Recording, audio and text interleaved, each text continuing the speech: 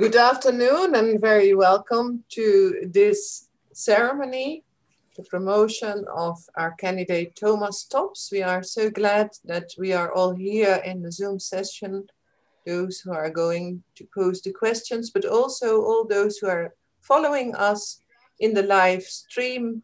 I hope you can follow us well, that you see us and hear us, and that you will also enjoy this session with us. I open this public meeting of the Doctoral Dissertation Board of the Protestant Theological University with a prayer. Merciful God, clothed with wisdom and splendor, source of joy and light, we pray you grant us wisdom and insight through Jesus Christ, in whom all treasures of wisdom and knowledge are hidden. Amen.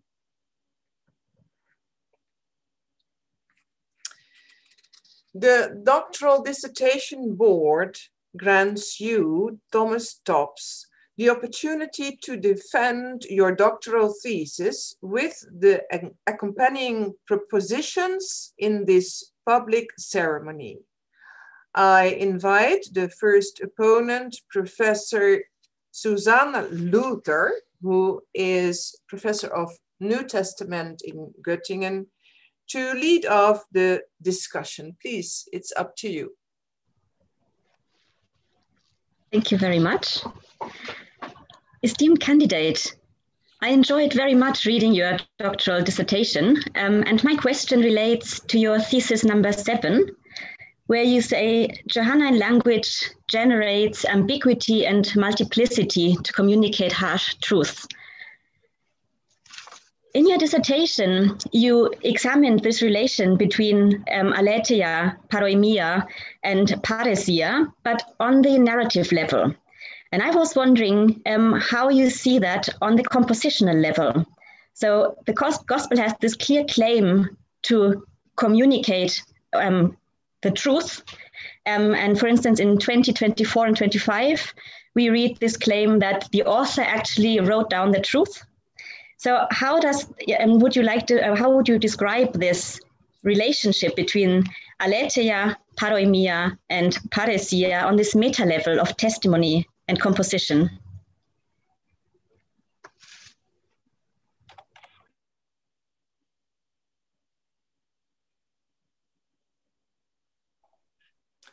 Highly learned opponent, thank you very much for this interesting question.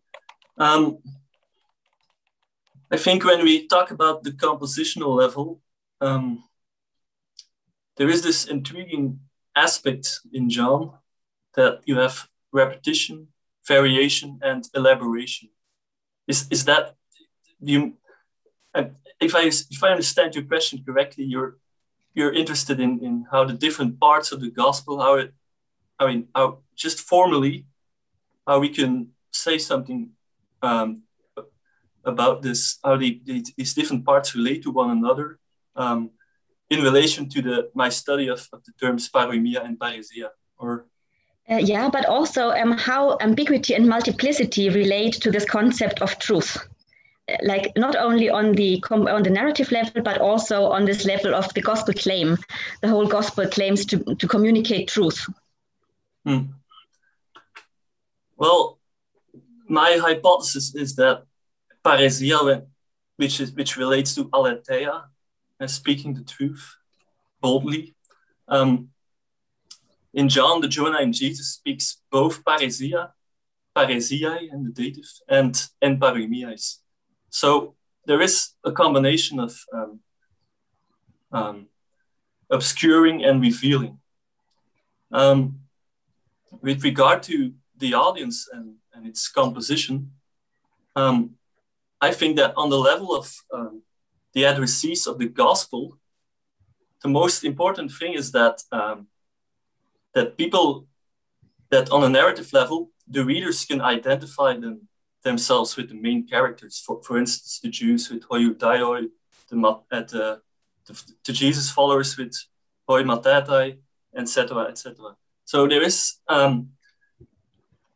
when when John writes that the beloved disciple wrote his gospel and was at the cross and was affected by Jesus' parrhesia at the cross, that means that he kind of justifies and claims that the writer itself writes with parrhesia. And my claim would be that in order to speak the truth, in order to write down the truth, the Christology that the gospel that John wants to spread out, he has to write in ambiguous language, because the function of figured speech is to provide safety to the speaker, because the speaker is able to explain his language on a different level. That's why the ambiguity provides the speaker with safety. But at the same time, the speaker is able to reveal the truth, to speak out what he thinks, and speak with parrhesia on another level. And this is the level which the addressees should be affected by. They should be criticized. But at the same time, the proclaimers of the gospel, and John as the gospel writer, could always refer to the secondary level to provide his safety, and to say that, I also mean what I say on a different level, so that there is this ambiguity, and on the level of the addressees, they would be more keen to accept what is said, criticism, because there is ambiguity, because the words themselves can be explained in a different way. I'm not sure whether I... Absolutely, I agree on that, because there we are going back to your hermeneutical part, and I absolutely agree with your hermeneutical part. No, that's fine. I think thank you so much for so far. I leave the floor to the next person, and I'll pick up later on if we have time. Thank you very much. Then we pass on to our esteemed colleague, Professor Arie Swiep. He's Professor of Hermeneutics at VU University in Amsterdam. Please, Professor Swiep. Well, thank you very much. Esteemed candidates, first of all, congratulations on your quite intriguing work. So I'm very pleased with it. And I really appreciate your attempt to bring in a philosophical hermeneutical dimension into biblical exegesis. My first question, though, does not relate to hermeneutics, but to biblical studies. Your thesis underlies a specific view on the alleged unity and the origins of the fourth gospel. So you refer to the so-called Louvain hypothesis in footnote 1371. I really do like your high number of footnotes, by the way. And so with special reference to the work of Professor Van Belle, who is present with us. The Louvain hypothesis takes the Gospel of John as a literary unity and as dependent on the Synoptic Gospels, and naturally with a fair degree of creativity involved. Given that point of departure, your work makes much sense to me, but it raises a question. Admittedly, the theories and concepts you are used, they are appropriate to make sense of the data. There is a high measure of coherency in your work. However, I would have expected at least some reflection on the implications of alternative views. Many biblical scholars are not at all convinced of the unity of the fourth gospel, nor of its literary dependency on the synoptics. So my question is a simple one. To what extent are the results of your investigation dependent on prior decisions with regard to the unity of the text and other such introductory matters? Do you think your conclusions still stand when one would not accept your position? Or to put it differently, do the common results of source criticism, tradition and redaction critical approaches, Rudolf Bultmann, Raymond Brown, C.K. Barrett, do they weaken, or let's say threaten? Do they corroborate, or do they relativize the outcome of your work? Or would it perhaps work the other way around, and should their work from now on be ignored or revised accordingly? Needless to say that I look forward to your response. Highly learned opponent, thank you very much for the question. I think it's a big question. So I'll try to answer it broadly. First of all, I think the aim of an hypothesis is a bit like a regulative idea. You seem to imply it, and then you can see something, then you can explain something. I sometimes, definitely in the third chapter, I discuss the notion of relecture and reécriture. Now, the thing with these different layers in the gospel is that the question is whether you can better explain them on a synchronic level or whether you need hypotheses of different layers. And the text that I discussed there, of course, it's related to the farewell discourse. I try to defend the reécriture model, and the aporia in John 16:5, I try to explain that on a synchronic level. But of course, it's much more. It's John 21, it's John 1. And sometimes you're definitely right. I refer to John 1 and even to John 21 as if as if the text is written as a whole, as an entity in itself. Well, I guess a very modest answer is that I seem to assume for my study, and not for all of the claims, I seem to assume this hypothesis. But I think if you go to the implications of my study, it also introduces a new perspective to look at repetition and variation and elaboration in the text. That's not something that I elaborated extensively, but I will in the future, that if you assume my argumentation that paroimia and parrisia do not exclude one another, that revelation and obscurity do not exclude one another, this combination of these two aspects of obscuring and revealing can explain this notion of repetition in the text. And it could be an explanation why the gospel sometimes repeats claims but variates on them, and with the result that there are some aporia in the text. But if I may interrupt you, so the question really is, does diachrony matter? Because you seem to work from one simple or single level, I should say. Is that not superficial? So this is also to do with your notion of occasionality that you draw from Gadamer. Mm-hmm. What is the function of the so-called first performance, so to speak? So this historical embeddedness of earlier version of the gospel, probably because you were dealing with one single final product, so to speak. But all these previous levels, would your hypothesis work in the same way, with the same force? Well, I always try to establish the earliest attainable text, and I start from that point. But your question is that, of course, the earliest attainable text is the manuscripts that we have. Yeah, they're not the first. They were not read out to the first audience. Again, I think it's a bit of a modest answer that's the only thing we have, and by trying to get as close as possible to this early attainable text with internal and external text critical arguments, I try to read some verses in a particular way to see how a first audience could read this text. But you seem to be somewhat insecure whether this would apply to the entire gospel. So we have various texts picked. Suppose that the late C.K. Barrett would do the same exercise. Would he arrive at the same conclusions, do you think? Could you repeat your question? Well, suppose that the late C.K. Barrett would follow your argument and he would do the same exercise. Would he arrive at the same conclusions? Who the late C.K. Barrett or Raymond Barrett? Okay, Barrett, yeah.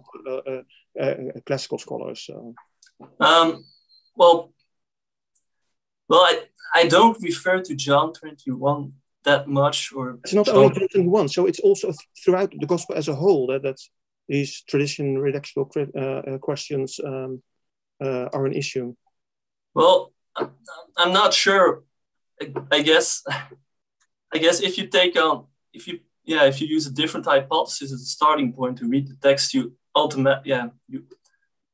course you will obtain different results. But the thing is, it depends on which thesis. If you talk about the thesis that how paroimia relates to parrhesia, or just an analysis of how parrhesia is used as an adaptable teaching mode, I mean, it just depends on the thesis, I guess, because some theses use particular text which could be debated whether they were part of the original text and others not. So that I find it a very interesting answer, and I'm tempted to put in briefly my second question, but I'm not sure. No, you're not allowed. Thank you. Thank you very much. Then you have some time to prepare yourself. Thanks. Yeah. Thank you very much. But we will pass on to our colleague, Dr. Hector Patmore, who is Associate Professor of Biblical Studies at the Faculty of Theology and Religious Studies at the Catholic University of Leuven. Dear colleague, it's up to you now. Thank you, esteemed candidate. Thank you so much for sharing this very interesting thesis with us. You set out very early on on page 1, in fact, the main research question of your thesis, which is to set these two terms, παροιμία and παρρησία, in historical context. And that's reflected in your subtitle, your subheading of the thesis as well, setting the Johannine language in its ancient rhetorical context. And this historical approach comes back again right at the end, where you write in your conclusion, the hermeneutical demand is to understand the text in terms of the specific situation in which it was written. And following these indications, you look to the body of the text, and you find in the body of the text a traditional, historical, philological, comparative approach to the analysis of the text, which is excellent. It's very well done. That aspect of your thesis is extremely well done. But, and you'll have sensed that there was a but coming, in your first chapter, you claim in rather polemical terms to have developed a new methodology. You say things like you've renewed the dialogue between philosophy and biblical studies. And at another point, you seem to portray yourself as dismantling the foundational metaphysical framework of historical objectivism. And these are rather grand claims, and I found them rather problematic for a couple of reasons that I'd like to share with you, and I invite you to respond to. First, when you discuss the historical critical method in that first chapter, there's very little engagement with historical critical scholarship or actual discussions that come from the world of historical criticism. In fact, your comments or your jousting partner, your rival, is Van Seters, and you really confine yourself to one article that he wrote, and you claim of Van Seters that he considers philosophical and historical perceptions to be, and I quote, mutually exclusive. And yet it's clear when I read through that article by Van Seters, it was clear to me that that's not the case. It's very clear that he's basing his defense of his approach on the work of Paul Ricoeur, who's not Gadamer, but he is nonetheless a philosopher. So I'm not sure, I wasn't convinced that this opposition that you make out, that you present between historical approaches and philosophically informed approaches exist. So that's the first point. And the second point was that having read your first chapter, I was expecting in the chapters that followed to find something really radically different. But I struggled to see what difference the new methodology really made in your discussion of the text. The only difference that it seemed to make was that you focused on the meaning for the hypothetical first readers rather than the meaning that the author might have intended. But even here, I found you're not entirely consistent, and that there are points in the thesis, especially in chapter 7, where you start to talk about John and what John might have intended. So you seem to be slipping back into the reconstruction of the intention of the author, which is something you so polemically reject in the first chapter. So my question is twofold, really. First, is your characterization and your criticism of the historical critical method fair and justified? And secondly, is the methodology that you actually apply in the thesis consistent with the methodology that you claim in the first chapter? So those are two sides of the same coin, if you like, and I'm intrigued to hear your response.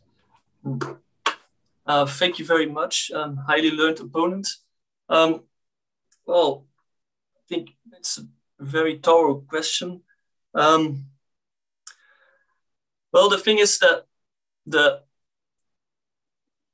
idea of historical criticism that I project is a very traditional one. The idea that an author can reconstruct an objective meaning, and the polemics that I try to represent by the authors, yeah, they're polemical. So they build on these traditional ideas of one another. And I guess you're definitely right that, in a sense, well, the opposition between philosophy and historical criticism is of course absent if you look at the historical roots of the thought of the idea of historical criticism itself. Modern historicism is itself a philosophical movement, and the second question, how do I think that I differ from these traditional views of these perhaps not very adequate, but different ideas of historical criticism and philosophical approaches, is that I try to implement the combination of a reception historical with an historical critical approach, in which both could not adequately work without each other. So I start off with an analysis of scholarly literature on paroimia and parrisia, and the implicit presuppositions that guide their interpretations. And every time I elucidate such a presupposition, I try to point out which elements of the text these presuppositions enable us to understand, and others which the text is clearly resist to. And by this confrontation with the text, new questions arise. And it is this moment of confrontation that, according to Gadamer, understands the idea of new questions, which allow us to revisit the original historical horizon of the text. So in a sense, I'm not saying that no one else ever did that before. I think a lot of people write stati questiones with the idea of elucidating which presuppositions have guided them. So I guess I'm not the first one who does that, but I consciously try to do it on a methodological level in interaction with this idea of combining reception historical and historical critical methodologies. And this consciousness, I think, is very important, Because it is only by becoming conscious of these presuppositions that we can be confronted with the alterity of the text, the otherness of the text, and the questions that arise from this confrontation actually the triggering questions, the leading questions of the following chapters. So they consciously guided my research on how could this first reader, which was informed by these contemporary conventions of parrisia and παροιμία, how could they have understood the text from the point of view of these new questions? So the idea is that by consciously applying this methodology, you generate new questions which were never asked before and can only be asked from within the historical horizon, which is constituted by the presuppositions of previous literature. So it is within. So the aim is to conduct an historical research from within these limits of historicality. Dear candidate, you're really coming into the flow now. It's great to hear, but we would like to continue and give the floor to our colleague, Professor Klaas Pronk, who is Professor of Old Testament at the Protestant Theological University in Amsterdam. And he will pose also a question on behalf of Dr. John Fitzgerald, who is Professor of Christianity and Judaism in Antiquity at the University of Notre Dame. It's unfortunate that he will not be able to attend this meeting, but he has dedicated a lot of attention to this manuscript. So we ask Professor Sprong to pose his question as well. Thank you.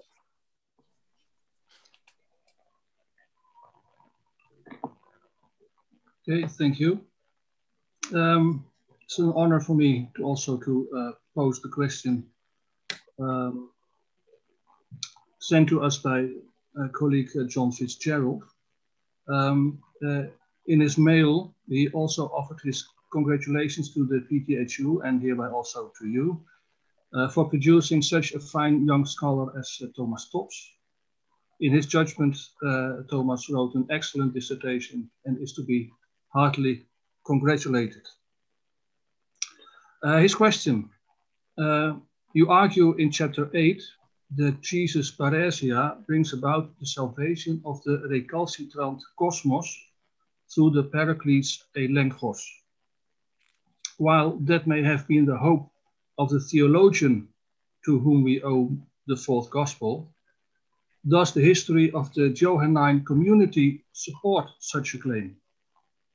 As you know, the darkness is an empirical reality for the author of 1 John, for whom the world has not yet been saved. Did the Johannine community ultimately reject such a hope as theologically naive, or did it continue to nurture such hope for the world's salvation?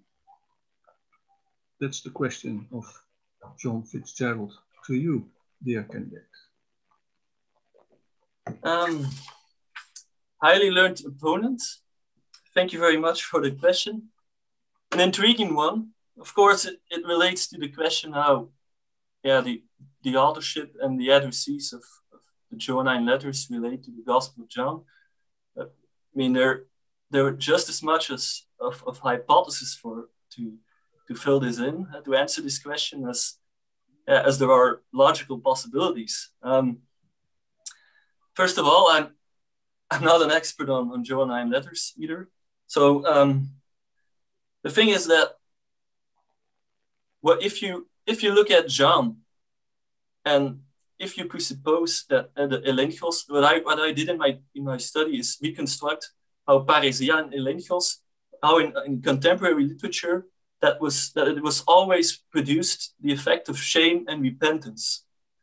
And I found some evidence within the text of John with the notion of eirene and how elencho is used in the gospel, that also in the Gospel of John, a lot of texts attest that the cosmos was changed, that Jesus saved the whole cosmos. They are given the eirene, the disciples, and and the mission to either forgive or, I would say, conquer hamartia. So within I would say for the Johannine community, it was perhaps an historical reality, but at least an ideology, that there was this conviction that the Paraclete which imbued this Johannine community, that they were the right owners. They had parrhesia and the world was convicted. But if you point to 1 John, you find a very different, conservative, more modest position. And I definitely agree with Fitzgerald on that point. So the question is then, are they the same communities? And well, I do not have a very explicit position on that. So you could say that if you posit that 1 John is later, you could say that perhaps John himself was too optimistic. And afterwards in history shows that there was a big clash between the Johannine community and the world. But at the same time, this itself also presupposes again this hypothesis of a sectarian community, even behind these Johannine letters. So I'm really hesitated to really share an explicit view on this topic. Thank you. We cannot check Dr. Fitzgerald's approval of this answer, but we will just continue and ask Professor Sprong to ask his own question. Okay, thank you very much, dear candidate. I also congratulate you with this impressive study, on the one hand so broad, relating Nietzsche to biblical studies, and on the other hand so specific, with hundreds of pages that devoted to the interpretation of 2 works. My question concerns your discussion of one such specific topic, the terms paroimia and parabole, as synonyms in the Septuagint. You devote a paragraph to that in pages 48 to 52. You disagree with Edwin Hedge, who stated in a study of 1889 that these terms are synonymous in the Septuagint and with the later translators Aquila, Symmachus, and Theodotion. The different translation of the Hebrew mashal by Aquila and Symmachus correcting the Septuagint would point, in your opinion, to a semantic difference between paroimia and parabole. This is important for your argument, as can already be derived from the fact that also Appendix 1 is devoted to this topic. You did not fully convince me here, though, for the following reasons. First, I have a problem with the way you characterize Aquila's translation on page 49 as literal and word for word, and then I quote, "This has often led to mistakes against the Hebrew syntax." I assume that you made a mistake here yourself. It should be the Greek syntax. You suggest that a Greek-speaking audience did not know the Hebrew. An audience that did not know the Hebrew could probably not read, that is, understand his translation. I question whether that would really be the case. You could compare it to modern literal translations in Dutch, like the Nagense Bible, which is very popular among many readers. So first, I have problems with the way you characterize Aquila, and second, in Proverbs 1 to 6, which also is important to you, you devote many pages to that. The Hebrew mashal in verse 1 and verse 6 is translated first in the Septuagint as paroimia and later as parabole. And with the simple explanation here would be that they can be regarded as synonyms. You do not discuss this topic in your paragraph on the Septuagint on Proverbs 1, pages 281 and following. Perhaps you will do so in a future study announced in note 186, but I would ask you to share your insights with us today. highly learned opponent. Oh, thank you very much for this intriguing question again. Well, I have to look into the literature concerning the characterization of Aquila's translation, but thank you for pointing this out. With regard to my views on the Septuagint's translation of the Masoretic text, I think it is important that my own stance is also that the fact that the Hexapla corrected the Septuagint, and not just to produce or just to not just for stylistic matters to avoid repetition. So sometimes they exchange parოιμία with παραβολέ, and very consequently, and not just to avoid monotony. And so it's very clear that monotony is excluded in these new translations of the Hexapla. Now, of course, these are mostly dated in the 2nd century. And the thing is also, well, it's a matter of how this audience understood these translations. And so the corrections of the Hexapla, they don't really warrant whether the translators of the Septuagint themselves didn't understand them as equivalents. Of course, I introduced it as a point for future study, because at the moment I didn't really get into it very deeply. I just pointed out some arguments that show that the view that they're synonymous of hedge is problematic, just because they seem very the corrections of the Hexapla and also the use of it in the Septuagint does not really produce this thought that they were used to avoid monotony. It's more there seems to be a semantic difference, and one scholar, Dol, he also pointed that out, that how the notion of parоιμία was later in later Hellenistic literature changed. That was a probable reason why the Hexapla probably changed these Septuagint voorlagen in the way they did, but it requires further study to make a more stable position out of it. Okay, Dr. Spronk, are you satisfied? Well, at least in your argument, it leaves open the possibility. So you use the possibility the text left. So, well, that's clear. It's the modesty suits you in this case.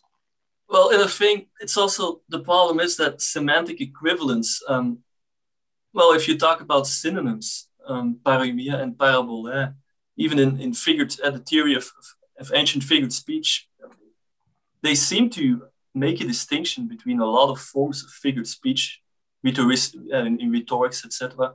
So if you use a different word, or you even correct, if the Hexapla corrects their voorlage, why would they correct their voorlage if they would not see a semantic difference? And the second thing is, just because of this monotony, there is no, the explanation of monotony is very ad hoc, and it doesn't really connect to the occasions which these authors point out. So I think it is the explanation of monotony, of avoiding monotony, is not really convincing. So okay, thank you. That makes sense. Yeah. Then we pass on to our esteemed colleague, Dr. Gilbert van Belle. He's emeritus professor of New Testament at the Catholic University Leuven. Be very welcome in our midst, and the floor is yours now.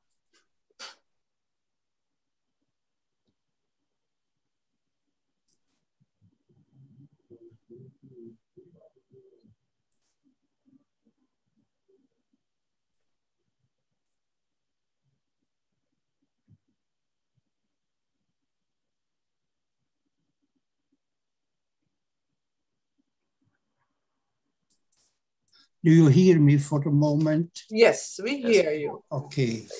Dear candidate, my sincere congratulations with the fulfillment of your dissertation. However, I have to ask you one question, and I refer for that to pages 68 and 69 of your dissertation, and there you summarizes the article of Rainer Hirsch's report entitled, and I give you the full title in German, Klartext in Bildern, Aletinos Kaitaloipa, Parroimia, Parrisia, and Semeion als Signalwörter für eine bildhafte Darstellungsform im Johannesevangelium. When I read your summary, I wonder, why do you not note in your summary that this author also mentions the concept of semeion? According to him, parroimia and semeion, the most important Johannine figurative terms, which can be coordinated with further terms such as aletinos, kaitaloipa, parroimia, and parrisia. And now my question, do you not overlook that in the conclusion of the Gospel 30 to 31, the term semeion, sign, becomes the most important hermeneutical key to the fourth Gospel? How would you respond to that question? Highly learned opponent. Thank you very much. That's a very thought-provoking question. And I look at it more as a suggestion too. First of all, there is a very simple reason why I do not discuss Hirsch Leopold's views on semeion, because I restricted very consciously my discussion to parroimia and parrisia. And that explains the very focus of my dissertation. So it's again an answer of modesty, but also to not elaborate too much within the status questionis on this level. But then the question remains, should I have not done it? And I think the answer is yes and no, because first of all, by keeping this focus on parroimia and parrisia, I think I constructed a much more adequate historical view on how Semeia can reveal Jesus as Hirsch Leopold did, which only refers to the Neoplatonic tradition. I show that there is a much broader rhetorical, variated tradition behind John, which can explain his use of parroimia and parrisia. And I hope in the further study, of course, to more elucidate how Semeia themselves reveal Jesus and how parroimia and parrisia can explain the mechanics of how this revelation functions. I think there are a lot of reasons, and Hirsch Leopold points out some of them, why semeion is so important. First of all, it's that semeia, they do not really function in John as a form of authorization. They are signs which reveal God through Jesus. And also the notion of logos. The logos became flesh. So all these terms like logos became flesh, and we can know God through the semeia and the erga as well. So they are very important, that not only Jesus' words, but mostly his actions themselves reveal God. And they really also relate to parrisia. So for instance, in John 10:25, where Jesus was asked, if you are the Messiah, say it parrisia. And Jesus says, I already told you, but you do not believe. And then he refers to the erga that I have done. They martureo, they testify of me. Jesus has done this erga in the name of the Father. So that means that parrisia itself And that's something that I also showed in my dissertation. It's not just the modus dicendi, it's much broader. It refers to the revelation of Jesus as the Logos, as a linguistic phenomenon, which is not only in Jesus' speech and translated to Jesus' speech, but also to his actions and to his semeia, their linguistic signs. So in a sense that παροιμία and παρρησία, they become the most fundamental terms to understand how not only the figurative speech of Jesus functions, but more broadly, his actions which relate to that speech. And this is, of course, a very interesting research path, which I would have to look more into in the future, because thank you for this interesting question. Thank you for your answer. The only thing that I want to add, in fact, is that I have studied several times the conclusion of the fourth gospel in reaction to the sign source. And at the very end, John considers semeion as the same thing as the ergon and the words of Jesus. Both the words of Jesus and the semeion and the semeia are in fact the same things. And semeion at the very end of his gospel is a conclusion of what is said in the whole gospel. Both words, both of Jesus. And that is very important to see always. And you cannot you cannot mention that you look to some books. Every book is speaking very much about the conclusion of the gospel. But in your dissertation, I found references to my article and so on, but you yourself do not discuss that conclusion enough in your dissertation. That was only my idea of it, but who am I to correct you? Thank you very much for your answer. Thank you for the suggestion.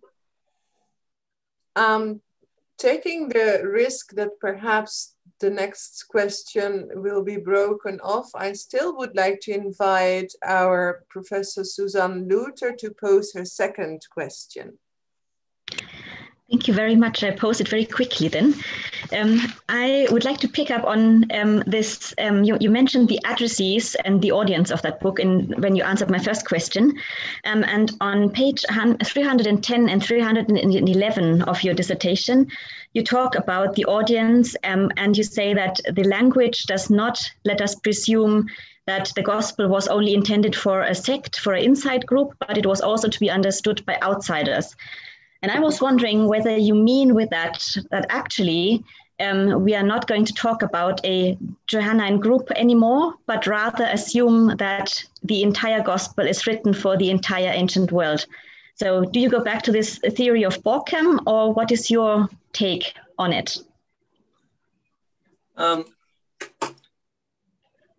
I highly learned opponent. Thank you again for the intriguing question. Ora est. Oh. Thank you very much for these discussions. The doctoral dissertation board has heard your defense and will retire for deliberation. And the session is now adjourned. Dear spectators in the stream, do not leave us. This will take about a quarter of an hour, but you will be brought back with us. So stay attuned to your stream.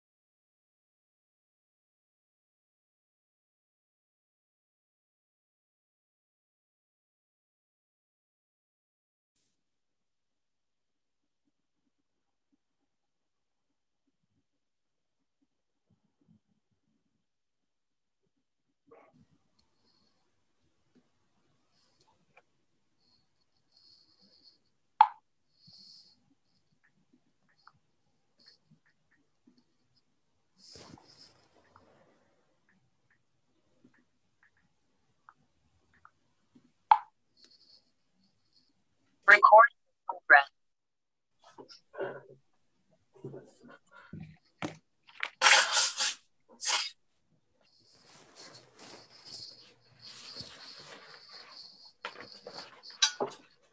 Dear audience, dear candidate, the session is now resumed. Esteemed candidate, the Doctoral Dissertation Board has taken note of your doctoral thesis and has heard your defense. The board has decided to confer upon you the degree of doctor. And the board has decided to add the adjudication cum laude because of the extraordinary quality of your thesis. We can applaud for you.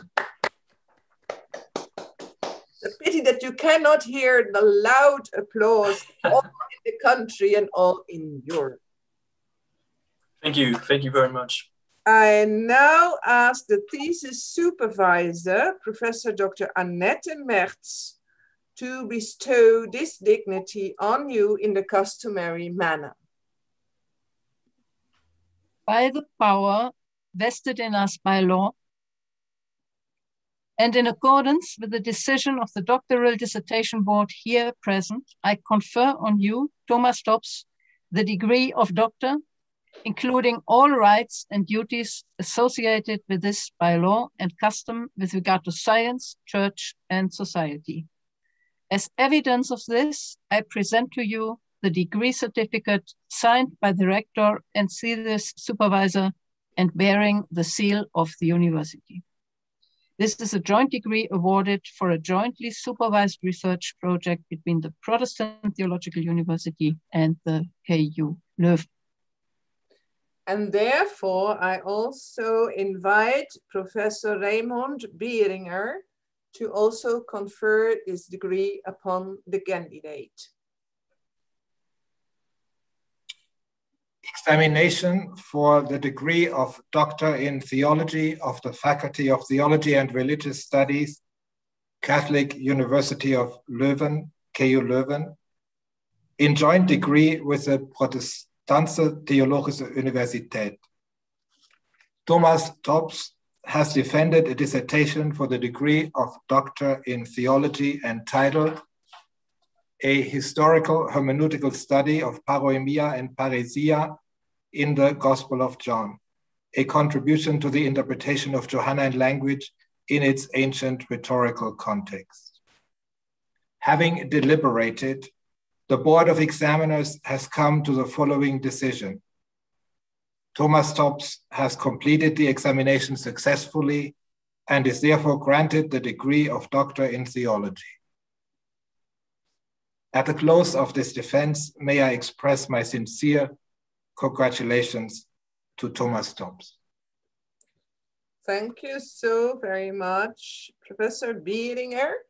And now, instead of handing over to you that we all would like, of course, to do, we must only show the very beautiful sign of this degree, and it will be shown to you and brought into the spotlight by our beadle. So this is what you're going to get, but still do not have, but you have it virtually with this special adjudication of the cum laude. So we can applaud again, but we also have the very good habit to have a laudatio. And I would like to give the word to the promotores to speak to you and to congratulate you. Annette first. Oh, Professor Bieringer will begin. Okay. Esteemed candidate, once again, my sincere congratulations for the completion of your dissertation and public defense, and especially with cum laude. This is a very joyful day for you, for your family, friends, for the Protestantse Theologische Universität, for the Catholic University of Leuven, and for biblical scholarship in general. It is a joyful occasion that a young person has decided to devote his life to the study of the biblical text, and that this wholehearted devotion has resulted in a work that contributes substantially to the ongoing interpretive work of our guild. Books have their own histories, and so does yours. I remember that in 2012, there was a young man in my courses, especially in biblical Greek, who kept asking pertinent and challenging, insightful and original questions. So I was not surprised that in 2013, he asked me to be the supervisor of his BA essay.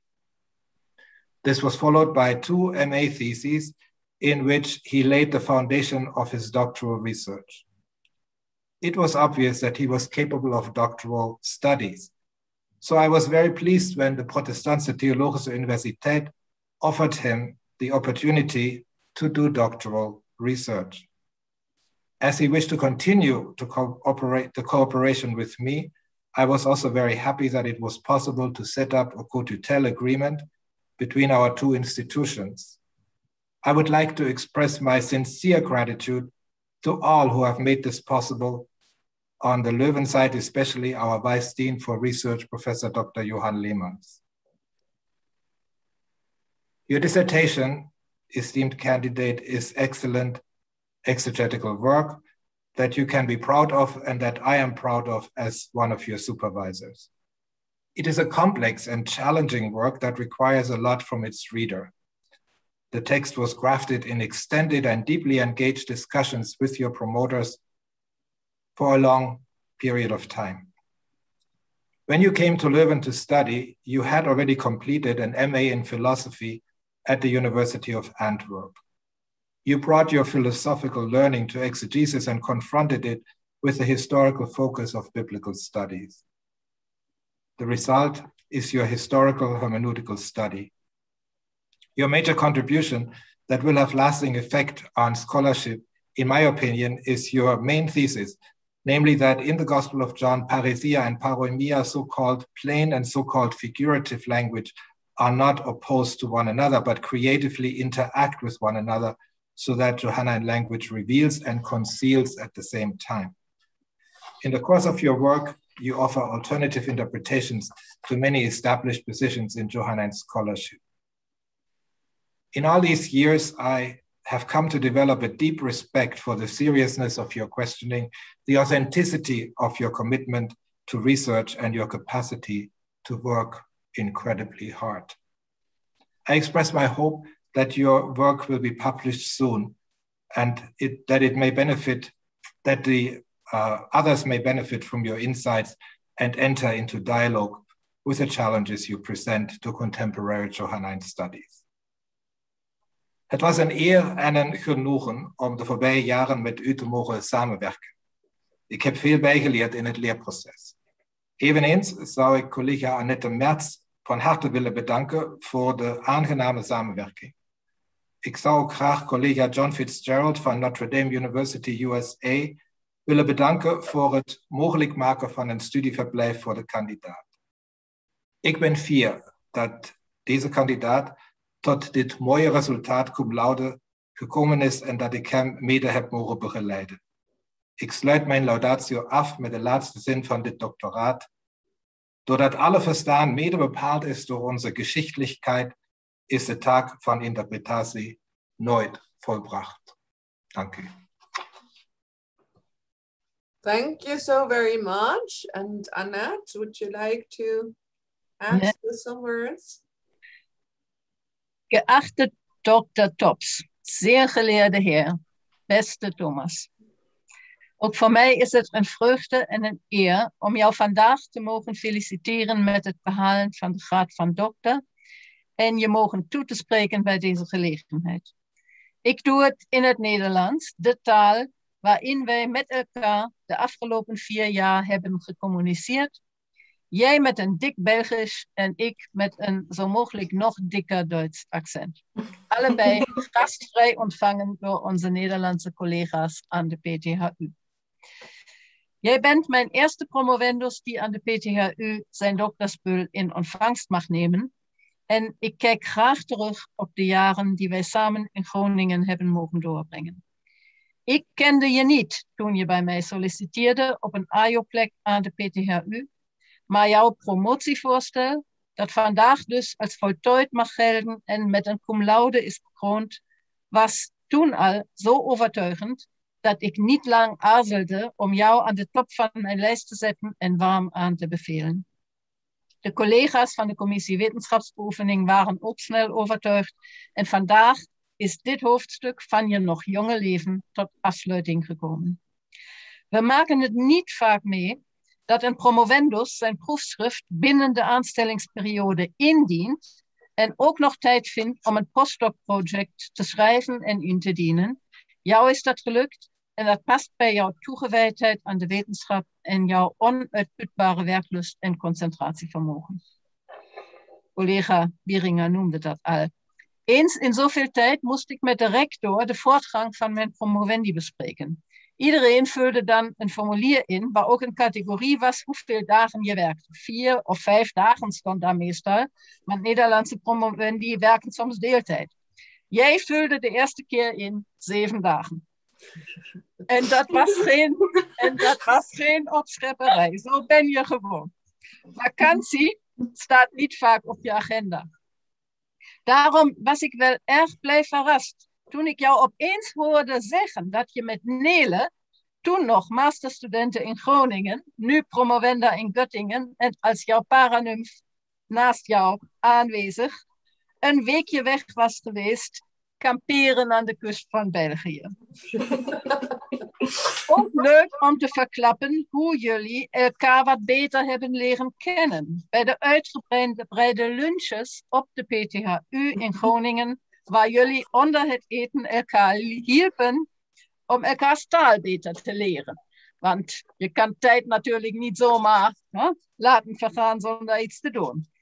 Jij het Duits, zij het Nederlands. Per aspera ad astra, zou ik dan maar zeggen. Dat is een motto dat bij jullie allebei wel past. En ik vind het mooi om te weten dat ik 1 promovendus heb aangenomen en dat er dan 2 vertrekt. Ik heb je zeer leren waarderen de afgelopen jaren, Thomas. Altijd behulpzaam, bescheiden, wel kritisch en eigenwijs. Een innovatieve wetenschapper, een diepe denker.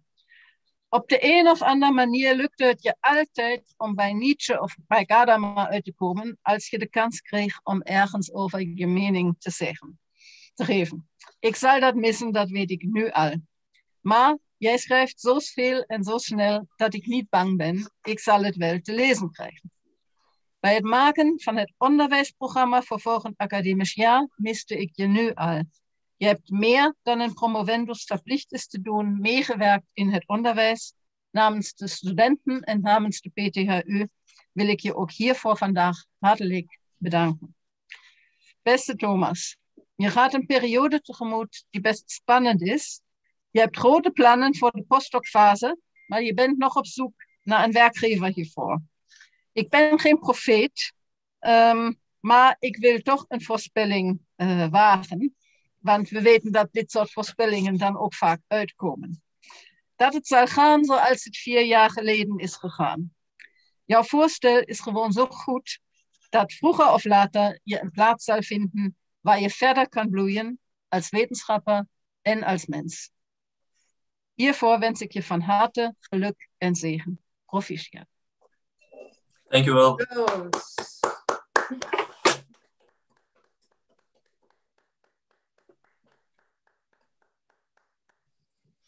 Ik applaudisseer voor collega's Raimund Bieringer en voor Annette Merz, maar natuurlijk vooral, my applause is of course very much for Thomas Tops. Very learned sir.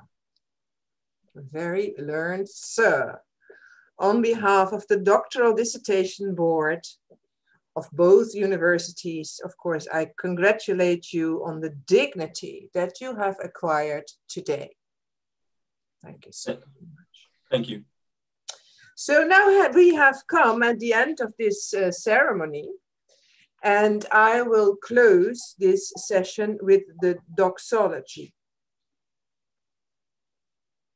to the Almighty God, through whose light we see light, be the glory forever and ever.